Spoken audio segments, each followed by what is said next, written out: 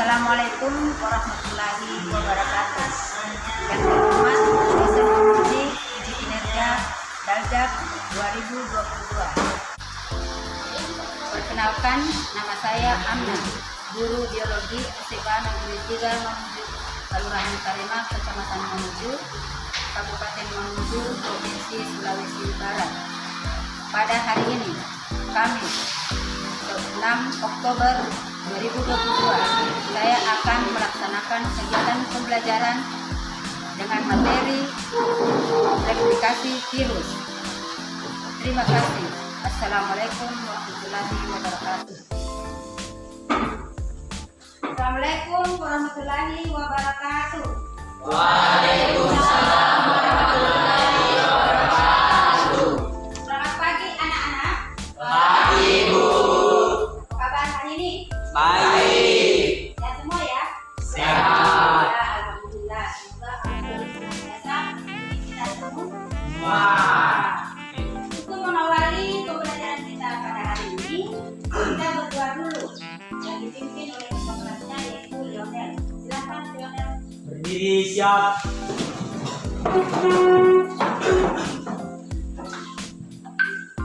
Sebelum kita memulai pembelajaran kita pada hari ini, marilah kita berdoa sesuai dengan keinginan kita masing-masing.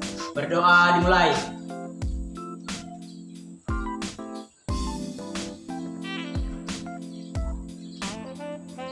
Berdoa selesai. Bersalam kepada Bu Guru. Assalamualaikum warahmatullahi wabarakatuh. Waalaikumsalam warahmatullahi wabarakatuh. Duduk tenang. Ibu absen dulu ya. Ibu.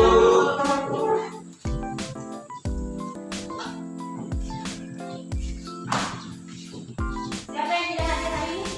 Ibu. Hadir semua ya? Ibu. Iya. Kasih ya. Untuk memulai pembelajaran kita pada hari ini, Ibu mau tanya, mungkin masih ada yang mengingat materi minggu lalu. Siapa yang masih ingat mungkin minggu lalu? Silakan. Perkenalkan, nama saya Dwi Paskah. Bentuk-bentuk virus yaitu ada yang berbentuk batang, oval, filamen, dan ada juga yang berbentuk huruf T. Ya, terima kasih ya. Tentang siapa lagi? Yang tahu ciri-ciri virus ada ya? Ada yang tahu ciri-ciri virus? Ya, silakan. Perkenalkan, nama saya Nurul Indonesia. Ciri-ciri virus yaitu hanya dapat hidup dan memperbanyak diri di dalam sistem hidup organisme lain, memerlukan asam nukleat untuk bereproduksi. Virus dibentuk oleh sebuah partikel yang disebut virion yang mengandung DNA atau RNA saja. Dapat dikristalkan, tetapi virus masih memiliki patogen apabila diinfeksi ke organisme hidup. Bersifat aseluler, tidak memiliki sel dan tidak memiliki organel-organel sel. Ya, spasi ya. Makasih teman-teman. Mungkin masih ada. Mungkin ada lagi yang tahu apa itu virus kira-kira. Nah, silakan.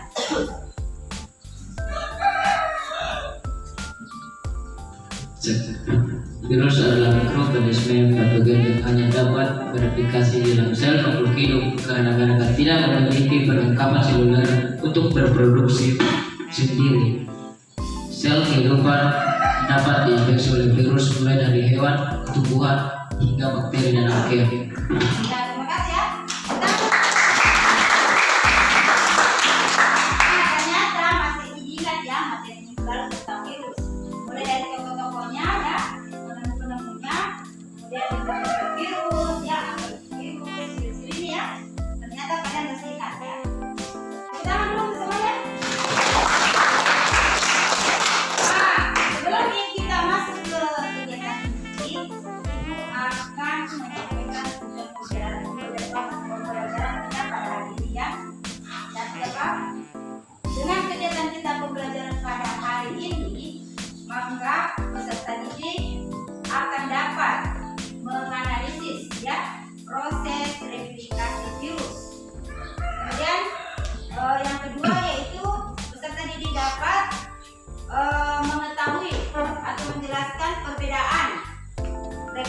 multiplikasi virus. Apa itu litik dengan disogeni, ya.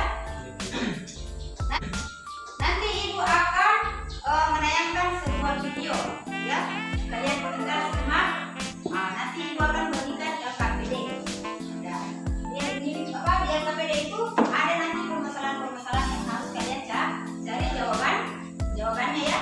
Melalui nanti tayangan video tersebut. Coba ya perhatikan.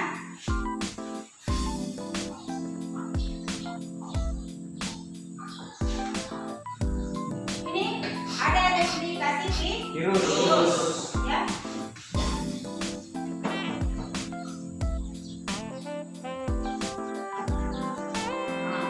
Di sini ada perkembangbiakan virus yang disebut dengan istilah apa? Replikasi. Jadi virus itu merupakan aseluler, ya. Aseluler, dia hanya bisa hidup di dalam sel inangnya. Kemudian virus itu dapat menginfeksi pada bakteri, pada hewan, pada tumbuhan, ya, maupun pada manusia. Kemudian cara reproduksi virus itu ada dua, ada secara isogenik dan individu. Saya mau tanya, mengapa virus itu dikatakan makhluk hidup dan kenapa dia dikatakan hidup, benda mati? Siapa yang tahu kira-kira? Kenapa? Virus itu dikatakan makhluk hidup karena dapat berkembang. Iya, dikatakan benda mati karena dia dapat dikristalkan. Itulah keunikan dari virus. Lanjut, ya. Di sini ada daun litik. Daun litik ini ada beberapa tahapan, ya. Ada absorpsi, ya. Pada saat absorpsi itu, ya, kan bakteri itu pada bakteri opak, ya. Bakteri opak itu terdiri dari kepala, ekor, dan tubuh. Itu kan ada namanya jarum penusuk. Jarum penusuk itulah nanti yang menembus sel bakteri sehingga dia bisa menyemprotkan asam nukleatnya masuk ke dalam sel bakteri, ya. Sel inangnya. Itu namanya absorpsi. Kemudian masuk ke penetrasi, ya. Penetrasi, kemudian sintesis, dan replikasi. Replikasi itu sama dengan penggandaan, ya, yang menggandakan diri. Kemudian ada namanya perakitan. Perakitan di sini berarti sel virus itu membentuk dirinya. Ada membentuk ekor, kepala, serbuk ekor. Nanti dia akan menyatu, kepala menyatu dengan ekor dengan serbuk ekornya seperti itu. Dan yang terakhir adalah sintesis. Sel-sel virus itu akan keluar menembus bakteri, ya. Kemudian keluar sehingga pada saat dia keluar, sel inangnya itu akan hancur, mati. Virus yang keluar itu akan menginfeksi lagi bakteri yang lain. Seperti itu, ya, kalau daun litik. Kita lanjut ke daun lisogenik. Sebenarnya sama tahapannya. Tahapan pertama dan tahapan kedua sama. Dan tahapan ketiga itu ada namanya penggabungan, ya. Penggabungan itu membelah di situ, ya. Virus DNA virus, ya, asam nukleat virus itu DNA-nya bergabung dengan DNA bakteri, ya. Dia terjadi pembelahan, tidak langsung masuk ke sintesis. Nanti setelah bakteri lengah, dia setelah itu masuklah dia ke tahapan sintesis. Terus selanjutnya perakitan, kemudian bisis. Hasilnya setelah lanjut. Bagaimana virus corona menginfeksi sel? Ya, apalagi sekarang kan virus corona itu kayak bom atom, ya. Seluruh dunia mengalami, namanya itu pandemi. Jadi itu lebih jelas, kan? Kita simak video tersebut, ya.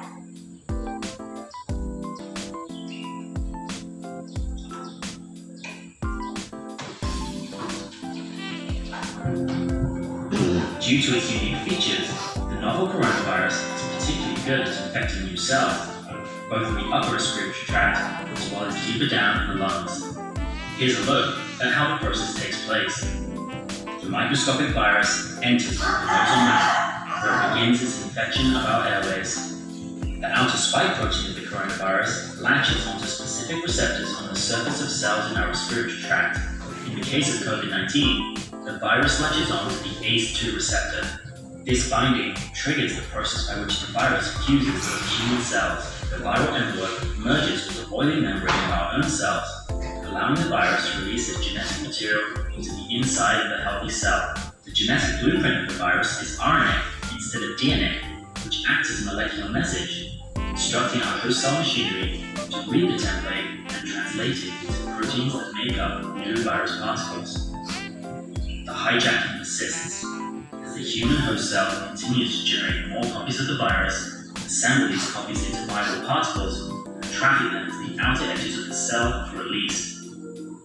Each infected cell may produce and release millions of copies of the virus, which can then go on to infect other neighboring cells, as well as neighboring people when they are expelled from the airways in droplets via coughing and sneezing.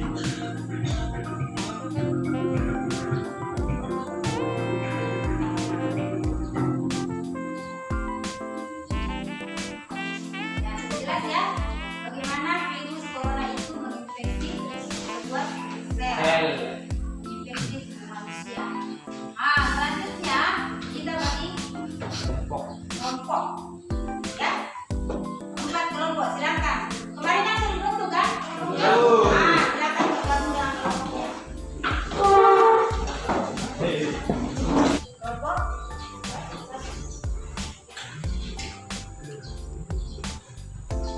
Coba perhatikan ya.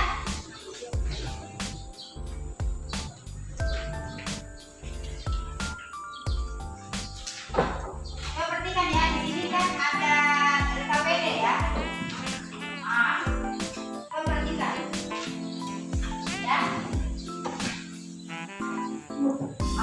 Ini tuh ada nama kelompoknya, nama kelompoknya. Siapa ya? Kemudian di sini juga ada tujuan pembelajarannya.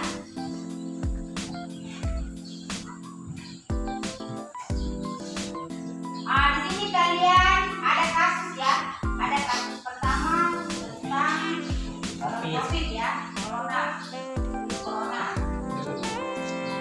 Di sini ada sumber-sumber, boleh kalian cari di Google, internet. Ini ada linknya ya.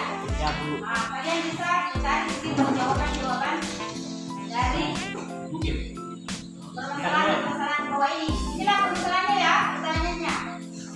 Berdasarkan artikel di atas, bagaimana cara virus COVID-19 dapat menginfeksi manusia? Silakan dicari. Bagaimana proses replikasi yang terjadi dalam infeksi COVID? Mengapa ada pasien yang dinyatakan sembuh? Jelaskan berdasarkan proses replikasi virus. Selanjutnya kemudian nanti bikin kesimpulannya. Kemudian mengapa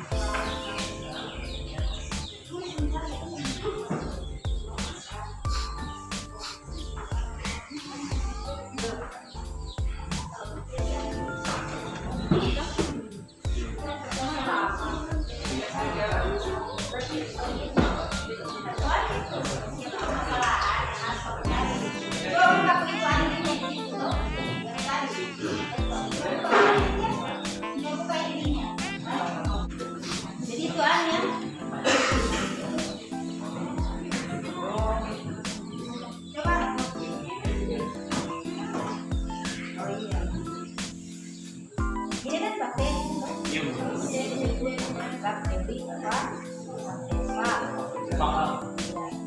Di kepala. Di sini ada namanya di dalam. Ini lempeng ini. Jadi proses genetik dan metodologi di sini.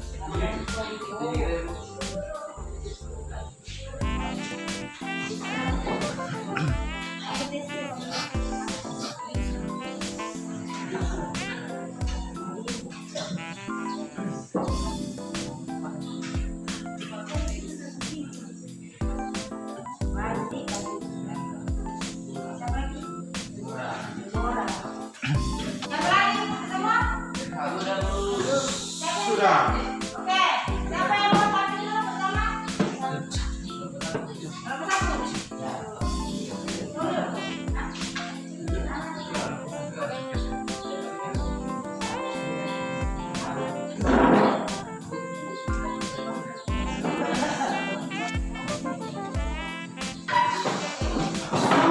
Kalian semua dulu. Mungkin capek. Kamu IPA. Ingin tahu, pasti coba. Aku bisa. Yes. Supaya semangat. Ya, silakan. Tahap penetrasi adalah seluruh ekor berkontraksi sehingga jarum penusuk di bagian ujungnya membentuk lubang yang menembus dinding sel dan membran sel. Yang ketiga, tahap integrasi. Tahap integrasi disebut juga sebagai tahap penggabungan.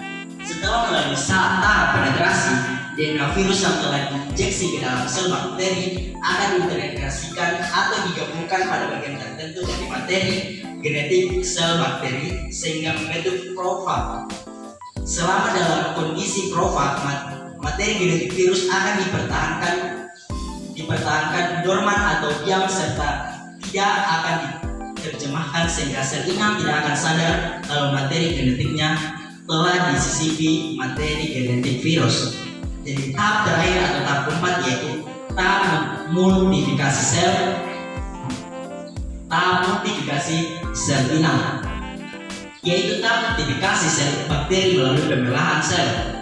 Jadi sel bakteri akan menggandakan bakteri genetiknya melalui pembelahan sel. Hal ini menentukan bagi virus. Sebab dengan proses ini, materi genetik virus akan ikut tergandakan. Akibatnya, setiap sel anak yang dihasilkan dari pembelahan bakteri juga mengandung profag atau dengan kata lain terinfeksi oleh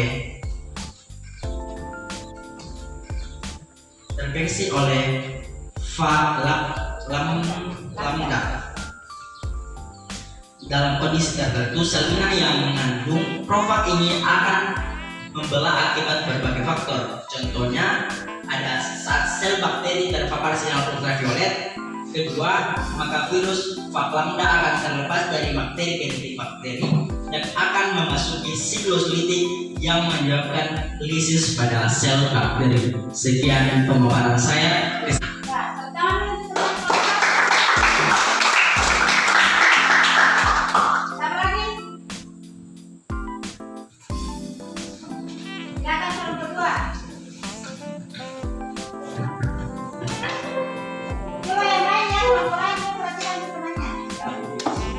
Baik, terima kasih atas kesempatannya. Saya ingin membacakan hasil diskusi kami yaitu tentang materi virus. Perkenalkan, nama saya Andini dan anggota kelompok saya Deborah, Yitran, dan Bayudata. Baik, saya akan membacakan materinya. Nomor 1, berdasarkan artikel di atas, bagaimana cara virus COVID-19 dapat menginfeksi manusia? Jelaskan. Baik, virus menyebar melalui tetesan air liur yang muncrat dari mulut orang akibat batuk atau bersin, yang kemudian masuk ke tubuh orang yang berada di dekatnya melalui mulut, hidung, dan mata. Virus kemudian masuk ke jalur pernafasan dan membran mucus di bagian belakang tenggorokan, menempel pada sebuah reseptor di dalam sel dan mulai berkembang di sana. Virus ini mempunyai protein dengan ujung tajam yang membuat virus bisa menempel ke membran sel. Dan dari situ, materi genetik virus masuk ke sel tubuh manusia. Materi genetik tersebut kemudian membajak metabolis sel dan membuat sel tidak lagi berkembang untuk kesehatan tubuh, melainkan untuk memperbanyak virus. Kedua, bagaimana proses replikasi virus yang terjadi dalam infeksi COVID-19? Replikasi coronavirus berlangsung di stoplasma sel, dan virus ini juga bisa berkembang baik di sel yang sudah diambil nukleusnya dalam percobaan di luar tubuh in vitro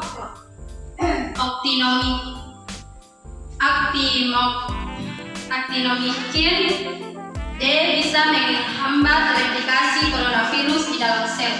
Namun belum ada studi tentang efektivitas antibiotik ini secara klinis. Tepuk tangan dulu ya. Dua. Sekarang kelompok 3. Lanjut ke kelompok 3.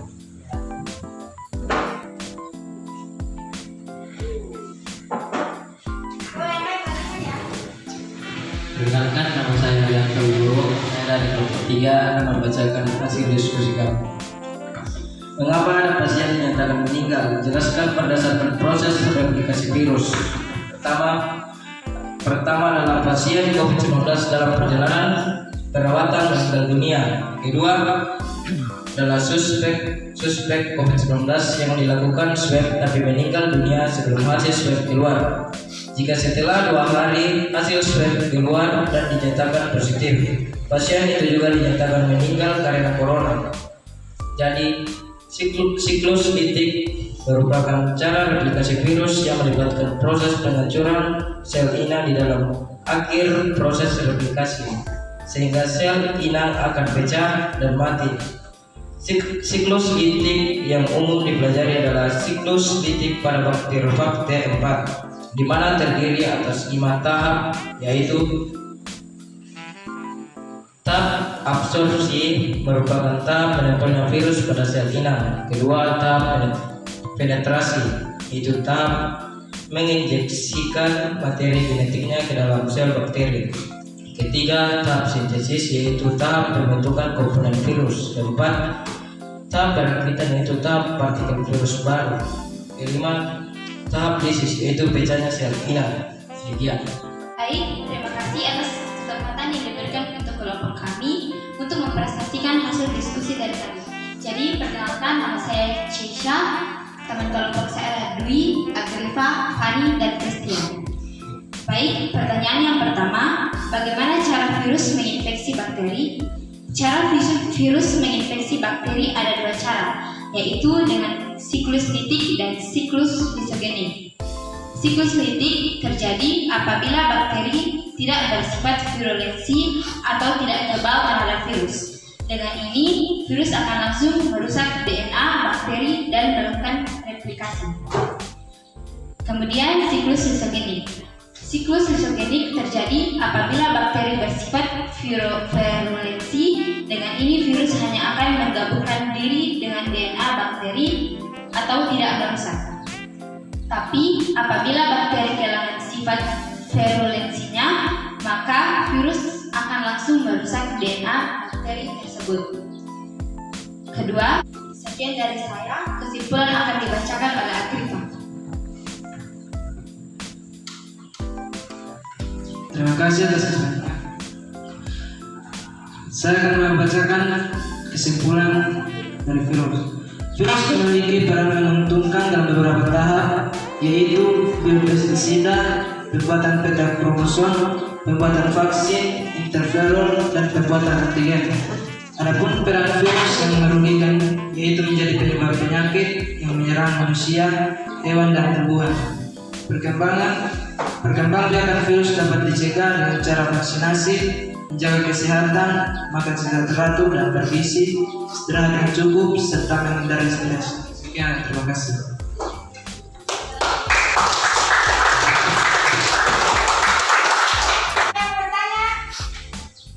Siapa yang bertanya? Silakan. Nah, silakan.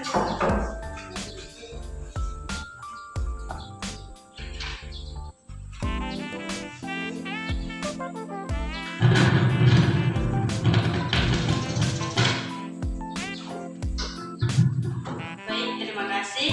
Perkenalkan, nama saya Dewa Jessica dari kelompok 2. Ingin bertanya, pertanyaan saya itu bagaimana bentuk virus? Siapa yang silakan. Terima kasih.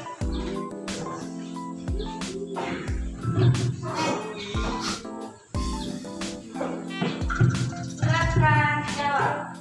Perkenalkan, nama saya Depaska dari kelompok 4 akan menjawab kelompok 2. Bentuk-bentuk virus yaitu ada yang berbentuk oval, berbentuk batang, berbentuk filamen, dan ada juga yang berbentuk proses. Sekian. Nah, tangan.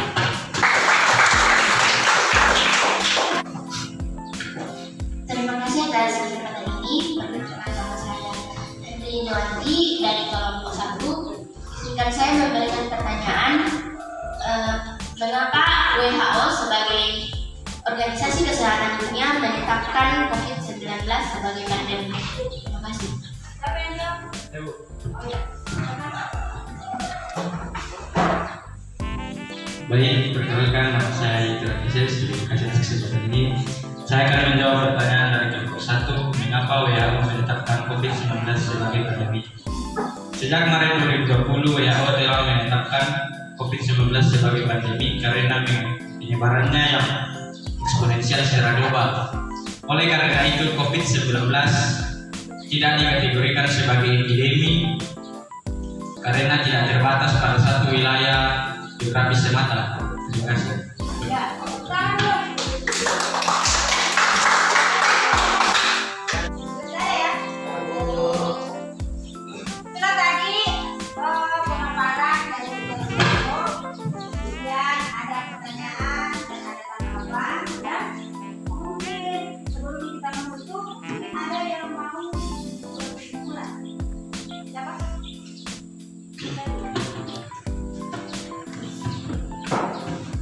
Baik, terima kasih. Saya dari kelompok 1. Jadi di sini saya akan membacakan kesimpulan tentang virus.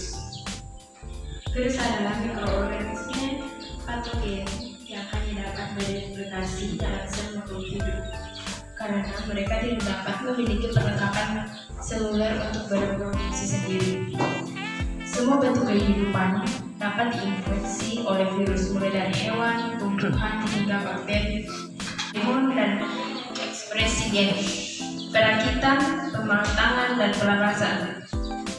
Pelekatan virus merupakan proses interaksi awal antar partikel virus dengan molekul reseptor pada permukaan sel inang.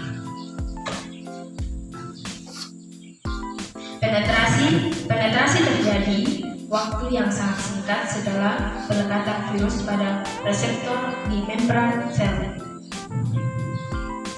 Pelepasan aktel. Tahap ini terjadi setelah proses penetrasi di mana kapsid virus baik seluruhnya maupun sebagiannya dipindahkan ke dalam sitoplasma sel inang. Dalam tahapan ini, genom virus terekspos dalam bentuk kompleks nukleoprotein. Perakitan merupakan proses pengumpulan komponen-komponen virion pada bagian khusus di dalam sel. Selama proses ini terjadi pembentukan struktur partikel virus. Proses ini tergantung kepada proses replikasi di dalam sel dan tempat di mana virus melepaskan diri dari sel. Pematangan merupakan tahap dari siklus hidup virus dan bersifat infeksius. Pada tahap ini terjadi perubahan struktur dalam partikel virus yang kemungkinan dihasilkan oleh pecahan spesifik protein kapsid untuk menghasilkan produk yang matang. Semua virus kecuali virus tanaman tidak berusaha retrovirus. Terima kasih.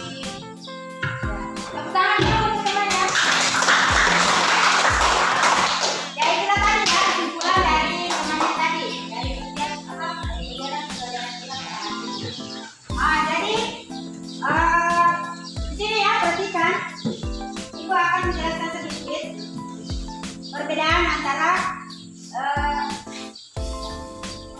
proses replikasi virus ada dua kan, ya? Ada litik dan ada Isogenik. Nah, coba perhatikan perbedaannya di sini yang mana? Kira-kira? Ya, di sini ya. Ya, Bu. Pada litik dia langsung dari injeksi masuk Masuk ke sintesis dia menghancurkan Ya, Bu. yang ada di dalam bakteri. sehingga terjadilah setelah itu masuk ke perakitan. Dia membentuk ekor, membentuk kepala, membentuk Seluruh ekor. kemudian nanti menyatu. Setelah menyatu, dia akan merusak. Sebelum kita tutup, Ibu mau kasih sebuah soal evaluasi dulu. Silakan kalian buka HP-nya. Saya sudah kasih linknya tadi ya, silakan dikerja.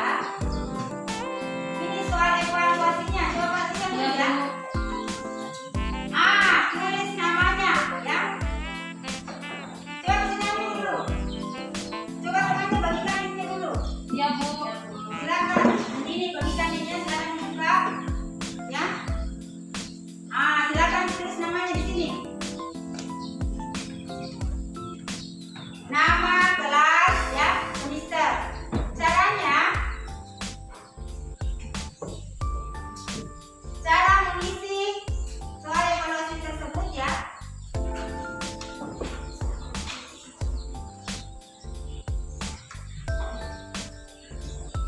Didrag saja ya, didrag.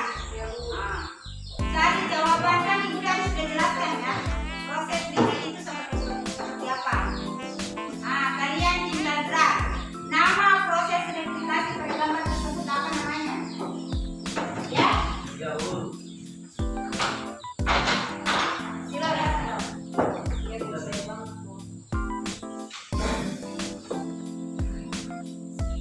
Jelas ya?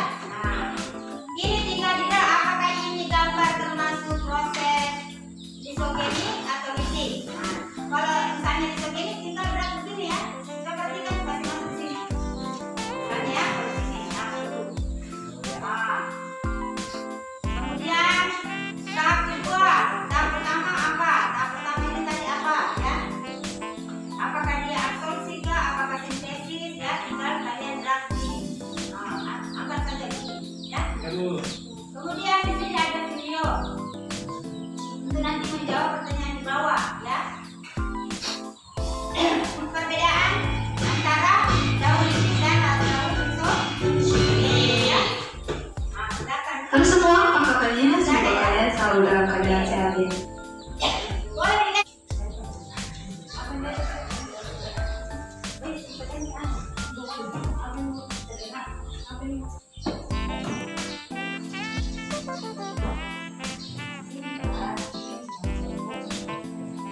Yang di atas nama kelompoknya ya ditulis.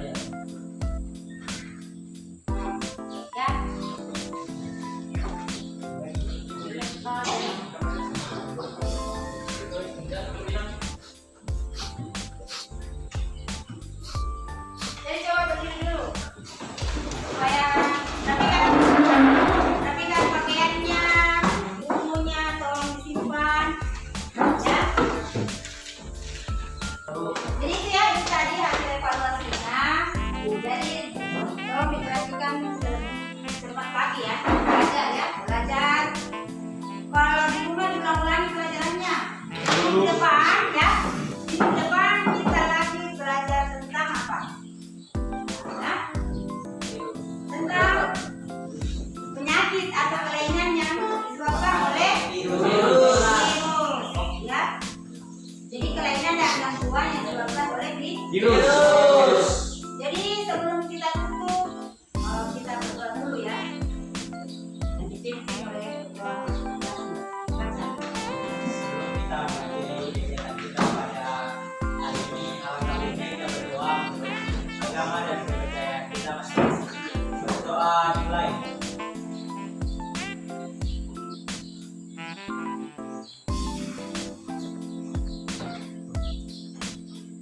Berdoa selesai. Berterima kasih kepada Bu Guru. Terima kasih Guru. Sama-sama ya.